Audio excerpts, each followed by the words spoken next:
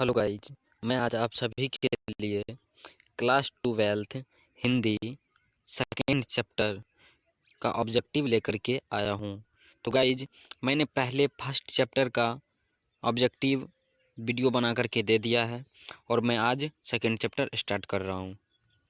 तो देखिए, second chapter जो है वो है उसने कहा था और उनके लेखक हैं चंद्रधर शर्मा गुलेरी। ठीक है गाइज, तो फिर देखिए इनका जो फर्स्ट ऑब्जेक्टिव है वो कह रहा है कि बुद्ध का काटा रचना है, यानी बुद्ध का जो काटा है वो किनका रचना है, तो वो है चंद्रधर शर्मा गुलेरी का। ठीक है गाइज, फिर अगला क्वेश्चन देखिए।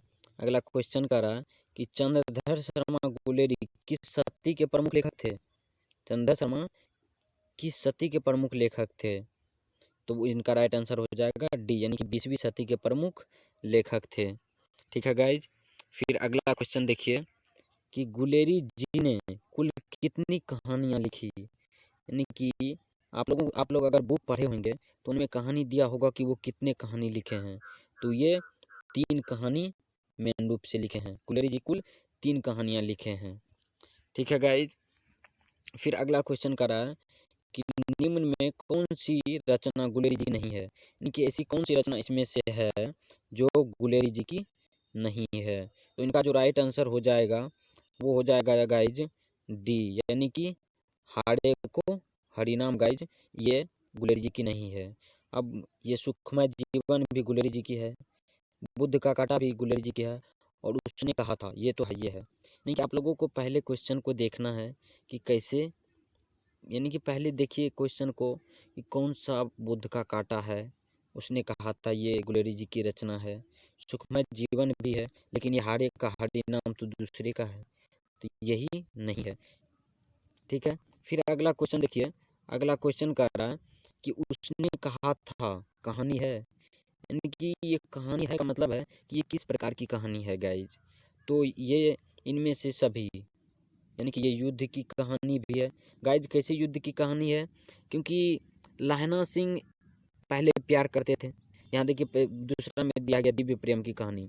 अब दिव्य प्रेम की कैसी कहानी है, तो दिव्य प्रेम मतलब वो पहले प्यार करते थे, फिर प्यार में थोड़ा बदलाव आया तो वो युद्ध में चले गए, तो युद्ध की कहानी भी हो गया दूसरा। फिर प्रियम पर बलिदान की कहानी। तो गाइज, ये प्रियम पर बलिदान की कहानी ऐसे है क्योंकि गाइज अगर ये फौज में गए थे तो इनको, जिससे ये प्यार करते थे, ये उनसे माफ़ी यानी कि पूजा करते हैं कि मेरे बेटे को बलिदान होने मत देना, और ये खुद यानी लहना सिंह बलिदान हो जाते। इसी कारण से प्रिया पर बलिदान की कहानी है गाइज। ठीक है, फिर अगला क्वेश्चन है कि उसने कहा था कहानी के नायक कौन है।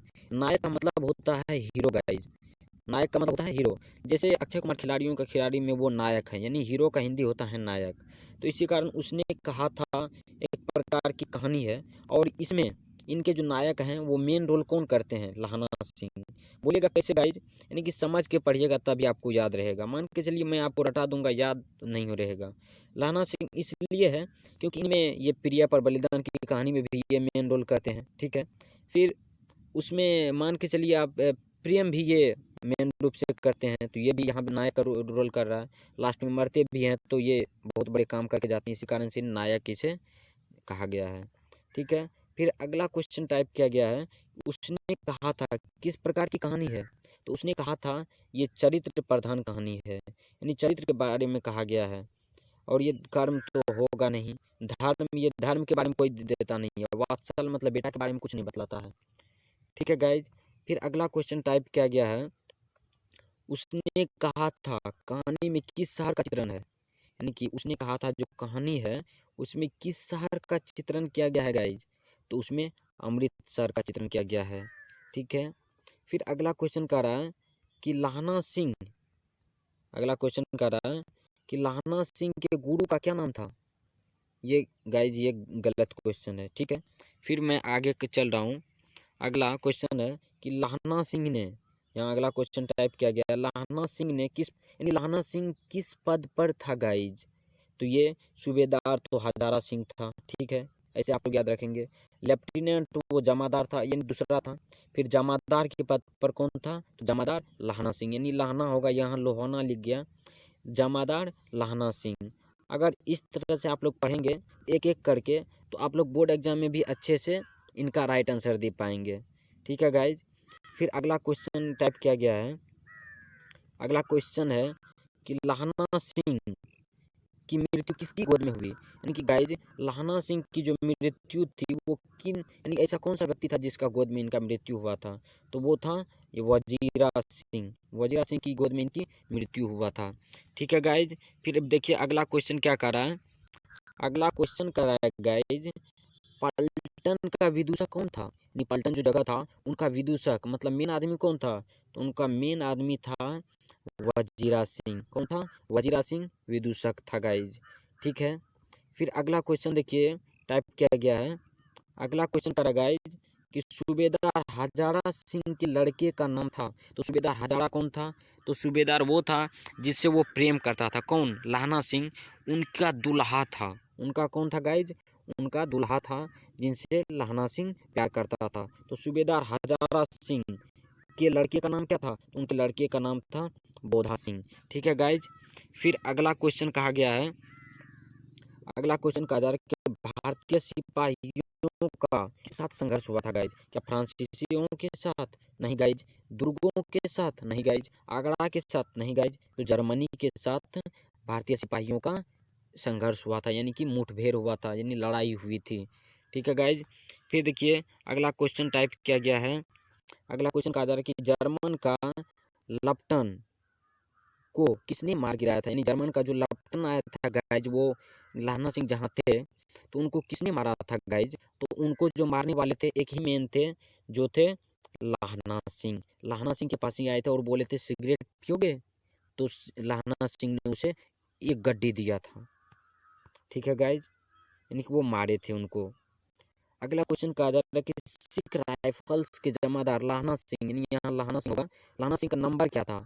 नंबर मतलब उनके पीठ पर कोई नंबर लिखा हुआ था, यानी आजकल खिलाड़ियों के पीठ पर जैसे होते हैं उनके पीठ पर भी थे, तो उनका नंबर था 77। ठीक है गाइज। अब अगला क्वेश्चन टाइप किया गया है। अगला क्वेश्चन कहा जा रहा है कि सरकार ने सूबेदार को जमीन कहाँ दी है? यानी सूबेदार कौन? हजारा सिंह गाइज। सूबेदार हजारा सिंह को ज़मीन कहाँ दी है? तो वो लॉयलपुर में दी है। लॉयलपुर में पुर होगा यहाँ। ठीक है। फिर अगला क्वेश्चन टाइप किया गया है कि गुलेरी जी का जन्म हुआ था, यानी गुलेरी जी का जन्म कहाँ हुआ था? तो वो जन्म हुआ था जयपुर राजस्थान में। राजस्थान में जयपुर है, वहीं पे गुलेरी जी का जन्म हुआ था। ठीक है गाइज। फिर अगला क्वेश्चन टाइप किया गया है।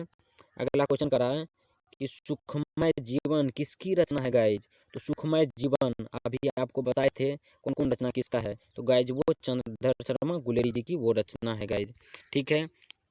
फिर अगला क्वेश्चन टाइप किया गया है कि उसने कहा था कहानी कब प्रकाशित हुई थी? ये गाइज कई बार पूछा गया है। आप लोग वीवीआई करके और इनको अच्छी तरह से देखेंगे, यानी 1915 में ये प्रकाशित हुआ था। गाइज मैं इस चैनल पे बता दूं कि क्लास 12th के ऑल चैप्टर और ऑल सब्जेक्ट 12th का और 10th का वीडियो अपलोड करता रहूँगा। और ऑब्जेक्टिव यानी क्लास 10th और 12th का ऑब्जेक्टिव साइंस पेपर यानी हिंदी इंग्लिश दोनों का और साइंस पेपर का ऑब्जेक्टिव इस पर डे शाम 7 बजे अपलोड करता हूँ, तो आप लोग देखना ना भूलें।